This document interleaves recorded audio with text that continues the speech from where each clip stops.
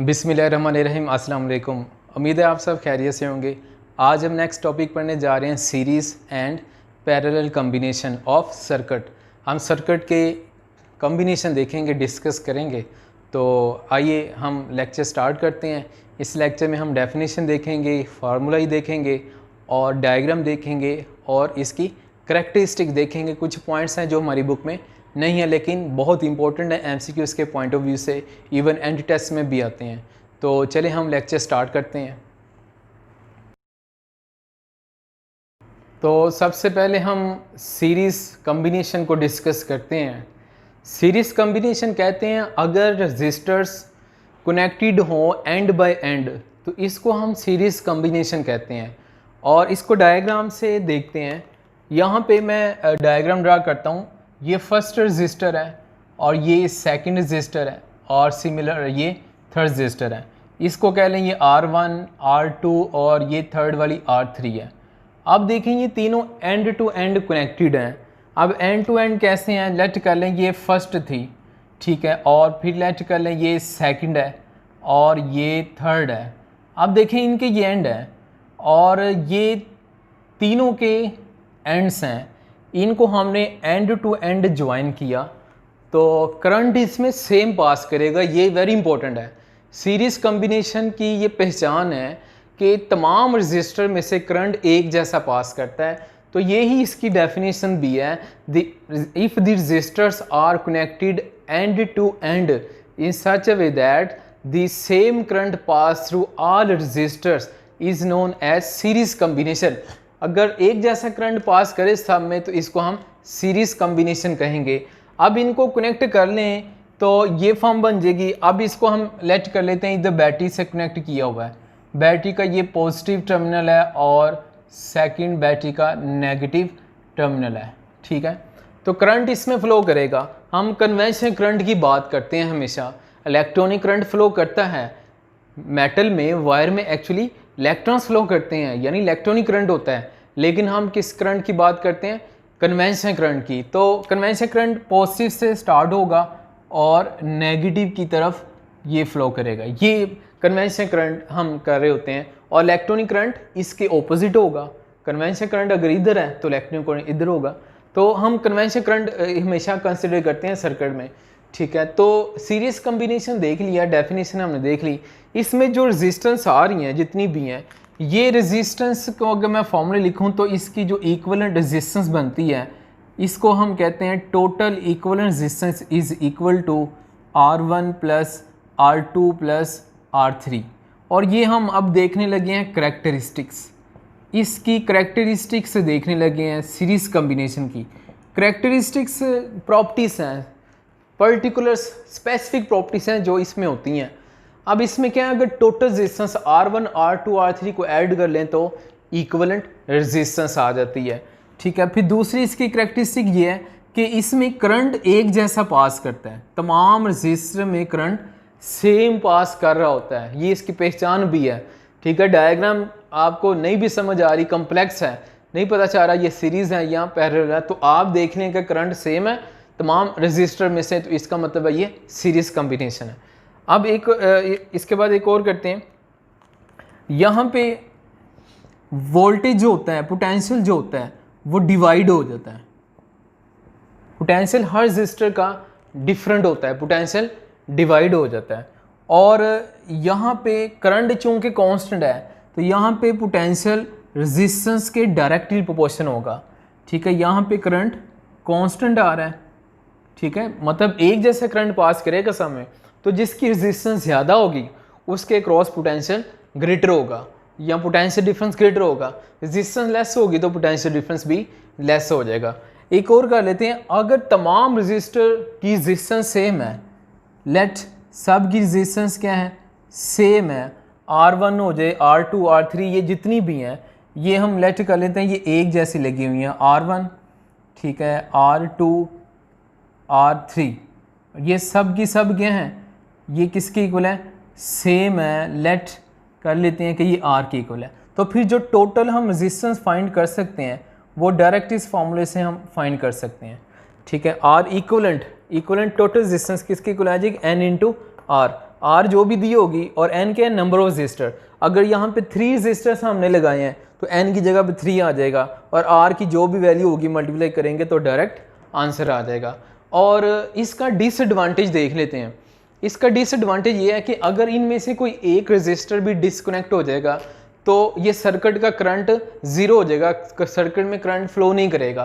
For example मैं late कर लेता हूँ कि मैं कहता हूँ कि इसमें से ये वाला मिड वाला क्या हो गया, रजिस्टर हमने कहा ये रजिस्टर है, एक्चुअली ये क्या है, ये इलेक्ट्रॉनिक डिवाइसेस हैं, ये फ़ैन है, इलेक्ट्रिक बल्ब है, ठीक है, कुछ भी है। अगर एक बल्ब लेट कर लें ख़राब हो गया तो बल्ब ख़राब हो गया तो करंट फ्लो नहीं कर सकेगा, करंट आगे नहीं जा सकेगा, या एक इसमें से डैमेज हो गई है तो करंट स्टॉप हो जाएगा। ये इसका डिसएडवांटेजेस है, ठीक है। अब आ जाए दूसरा हम कॉम्बिनेशन देखने लगे हैं, दूसरे का नाम है पैरेलल कॉम्बिनेशन। पैरेलल कॉम्बिनेशन कहते हैं अगर रजिस्टर्स कनेक्टेड हों साइड बाय साइड। अब इसको देख लेते हैं, साइड बाय साइड का मतलब क्या है। मैं यहाँ पे 3 रजिस्टर लेट कर लेता हूँ, यहाँ पे लेट कर लें कि ये फर्स्ट रजिस्टर है, इसको R1 कह दें, और यहाँ पे ये सेकंड रजिस्टर है, R2 कह लेते हैं, और यहाँ पे ये थर्ड रजिस्टर, इसको हम R3 कह लेते हैं, ठीक है। अब ये इनकी साइड है, ये इसकी राइट साइड है और ये इनकी लेफ़्ट साइड है, तो इनको क्या करेंगे, साइड बाय साइड कनेक्ट करना है। मैंने इधर इन तीनों की साइड को कनेक्ट ज्वाइन कर दिया और इधर भी इन तीनों की साइड्स को ज्वाइन कर दिया, और इधर हम बैटरी कनेक्ट कर लेते हैं, ठीक है। ये पॉजिटिव टर्मिनल आ गया, ठीक है, और ये इसका नेगेटिव टर्मिनल आ गया। ये हमने देख लिया पैरेलल है। तो पैरेलल में जो करंट होता है वो डिवाइड हो जाता है, यानी अगर ये कन्वेंशन करंट लें तो कन्वेंशन करंट यहाँ से ये ट्रेवल कर रहा है तो यहाँ पे 3 पाथ आ गए करंट के। तो करंट फर्स्ट पाथ में, सेकंड में, थर्ड में, ये तीनों पाथ में क्या हो जाएगा, डिवाइड हो जाएगा। फिर यहाँ से ये पास करता हुआ फिर ये यहाँ पे मिल जाएगा, एडअप होगा, फिर यहाँ पे आ जाएगा। तो यहाँ पे इसकी पहचान ये है कि करंट डिवाइड हो जाता है। अगर आपको ना समझ आएगा, कम्प्लेक्स डायग्राम आ जाए, आपको ना समझ आ रही हो, ये पैरेलल सीरीज़ है, तो आप देख लें करंट डिवाइड हो रहा है, 2 रजिस्टर या जितने भी रजिस्टर हैं अगर उनमें करंट डिवाइड हो रहा है, ठीक है, तो इसका मतलब है ये क्या है, यहाँ पे क्या हो रहा है, करंट डिवाइड हो रहा है, तो मतलब ये पैरेलल है। हाँ, अगर करंट एक ही डायरेक्शन में आ रहा था, जैसे कि मैंने इधर आपको बताया था, अगर करंट एक ही डायरेक्शन में, सब में एक जैसा करंट पास करेगा, ठीक है, तो एक जैसे करंट पास करेगा तो इसका मतलब है सीरीज कॉम्बिनेशन है। तो ये इसकी पैरेलल कॉम्बिनेशन की डेफिनेशन हम करेंगे तो कहेंगे the combination in which all resistors are connected side by side joint together at common point. तो क्या होगा, इसमें क्या कहेंगे कि ये जो रेजिस्टर है, एक ये साइड है और दूसरी ये साइड है, एक कॉमन ये फर्स्ट और ये 2 कॉमन पॉइंट्स है, ये क्या है, कनेक्टेड है, ठीक है। ये इसकी हमने डेफिनेशन भी देखनी है, आपकी बुक में भी मेंशन्ड है। अब इसकी भी हम करैक्टरिस्टिक्स देख लेते हैं, जैसे हमने सीरीज कॉम्बिनेशन की देखी, इसी तरह हम पैरेलल कॉम्बिनेशन की करैक्टरिस्टिक्स देख लेते हैं। तो अगर पैरेलल की हम बात करें तो पैरेलल में नंबर 1, उधर क्या कहा था, इक्विवेलेंट रेजिस्टेंस टोटल ऐड करें तो इक्विवेलेंट के इक्वल आता है, तो इधर रेसिप्रोकल के इक्वल होगा। अगर तमाम इंडिविजुअल रेजिस्टेंस को सम कर लिया जाए और उनका रेसिप्रोकल ले लिया जाए, रेसिप्रोकल लेकर ऐड कर लिया जाए तो वो इक्विवेलेंट के रेसिप्रोकल के इक्वल आएगा, ठीक है। इधर क्या कहा था हमने कि करंट सेम रहता है, सीरीज में करंट सेम रहता है, तो यहाँ पे करंट क्या होगा, पैरेलल में करंट डिवाइड हो जाता है, डिफरेंट पाथ में डिफरेंट हो जाता है, ठीक है। और वहाँ पे पोटेंशियल डिवाइड हो रहा था, यहाँ पे पोटेंशियल सेम रहता है, पोटेंशियल हर रेजिस्टर के क्रॉस एक जैसा रह रहा होता है, ठीक है। और यहाँ पे हम अगर कहें कि तमाम रेजिस्टर लेट R1, R2, ठीक है, R3, ये तमाम रेजिस्टेंस क्या है, सेम है, लेट कितनी है, R है। तो अगर टोटल इक्विवेलेंट फाइंड करनी है तो आप डायरेक्ट इस फार्मूले से फाइंड कर सकते हैं, ठीक है। ये सब की रेजिस्टेंस एक जैसी है। तो लेट करें कितने रेजिस्टर लगे हुए हैं, 1 2 3, तो 3 लगे हुए हैं, तो इधर n की जगह पे क्या आ जाएगा, n की जगह 3 लगाएंगे, रेजिस्टर की जो वैल्यू होगी वो हम पुट करेंगे तो आंसर आ जाएगा। ये हमने पैरेलल कॉम्बिनेशन भी देख लिया। अब घरों में जो कॉम्बिनेशन होता है, घरों में जो सर्किट लगा होता है वो पैरेलल कॉम्बिनेशन होता है। ये आपने याद रखना है, होम में कौन सा कॉम्बिनेशन होता है, पैरेलल कॉम्बिनेशन होता है, सीरीज़ नहीं होता। और आप देखते हैं कि कोई एक बल्ब या कोई डिवाइस ख़राब हो जाए तो पूरे घर की वायरिंग में करंट आता रहता है। ठीक हो गया, तो ये हमने पैरेलल कॉम्बिनेशन को भी डिस्कस कर लिया। अब एक और देख लेते हैं इसकी करैक्टरिस्टिक। पैरेलल में हमेशा जो इक्विवेलेंट रेजिस्टेंस होती है वो लेस होती है किसी भी इंडिविजुअल रेजिस्टेंस से। अगर आप तीनों को ऐड करें तो टोटल आ जाएगी इक्विवेलेंट, और वो इक्विवेलेंट इंडिविजुअल से क्या होगी, किसी भी इंडिविजुअल से लेस होगी, R1 से भी लेस होगी, R2 से भी, R3 से भी।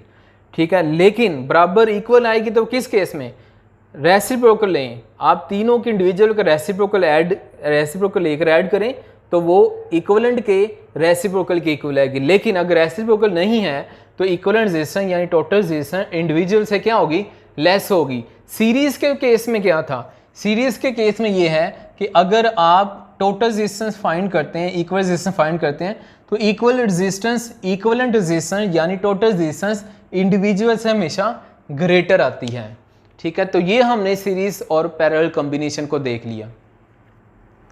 तो चलें अब इस टॉपिक की हम एमसीक्यूज़ कर लेते हैं जो कि वेरी इंपॉर्टेंट है। आइए हम स्टार्ट करते हैं एमसीक्यूज़ को।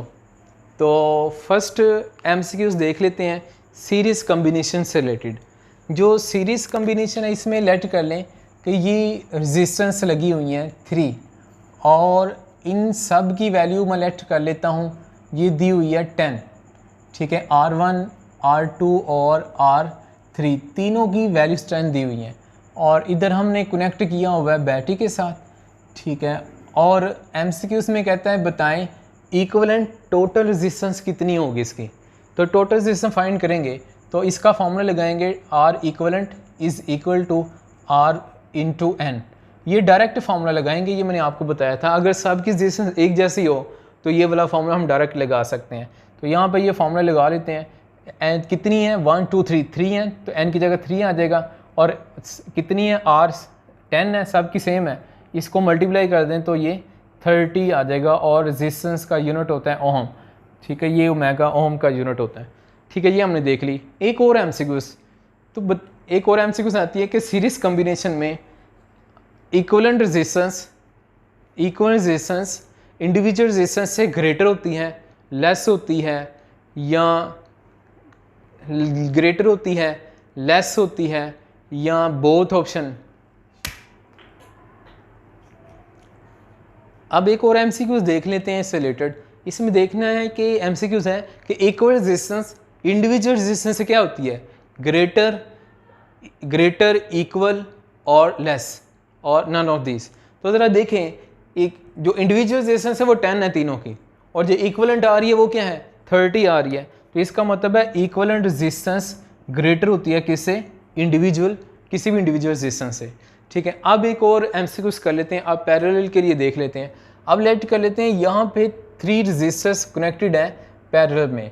ये इसको लेट कर लें R1 और R2 एंड R3, ये साइड बाय साइड कनेक्टेड है। ठीक है, अब इनकी हमने फाइंड करनी है रेजिस्टेंस। तो अब इसमें देखें, मैं लेट कर लेता हूँ, सब की वैल्यू 20 दी हुई है, सब की वैल्यू 20 दी हुई है। अब इधर लेट कर लेते हैं 4 लगी हुई हैं। ठीक है, हम 4 लेट कर लेते हैं, तो सब की वैल्यू 20 है। अब इक्विवेलेंट रेजिस्टेंस फाइंड करनी है इसकी। तो अब इधर जो फॉर्मूला लगाएंगे वो क्या आएगा, R/N। और मैंने आपको बताया था अगर सारी एक जैसी हो तो डायरेक्ट ये वाला फॉर्मूला लगाते हैं। तो ये फॉर्मूला लगाएं, इसमें कितनी है, 1 2 3 4 लगी हुई हैं, तो N की जगह पे 4 आ जाएगा, और R कितनी है, सब की सेम 20 है, तो ये डिवाइड कर दें तो क्या आ जाएगा, ये 5 ओहम आंसर आ जाएगा। ये हमने इक्विवेलेंट रेजिस्टेंस फाइंड कर ली।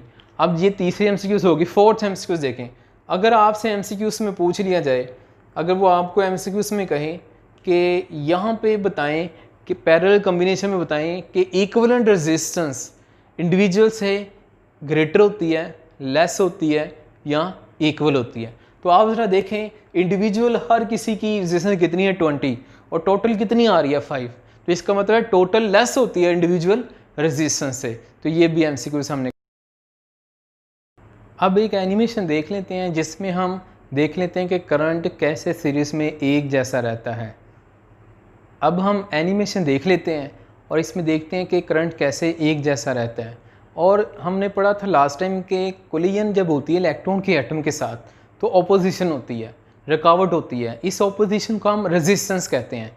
ठीक है, जितनी ऑपोजिशन ज़्यादा होगी रेजिस्टेंस भी ज़्यादा होगी। तो यहाँ पे हम रेजिस्टेंस को सिंबॉलिकली जिग जैग लाइन से रिप्रेजेंट करते हैं। ठीक है, ये एक सिंबल है, जिग जैग लाइन्स जो होती हैं ये रेजिस्टेंस का एक सिंबल है।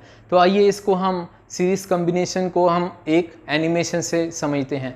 तो आप यहाँ पे डायग्राम पे देखें तो डायग्राम में देखें 3 रजिस्टर लगे हुए हैं। ये जिग जैग लाइन रेजिस्टेंस का सिंबल है और यहाँ पे इलेक्ट्रॉन्स फ्लो कर रहा है, इलेक्ट्रॉन्स मूव कर रहा है और इलेक्ट्रॉन की मूवमेंट ही यहाँ पे करंट है। ठीक है, तो करंट देखें सब तीनों में एक जैसा फ्लो कर रहा है।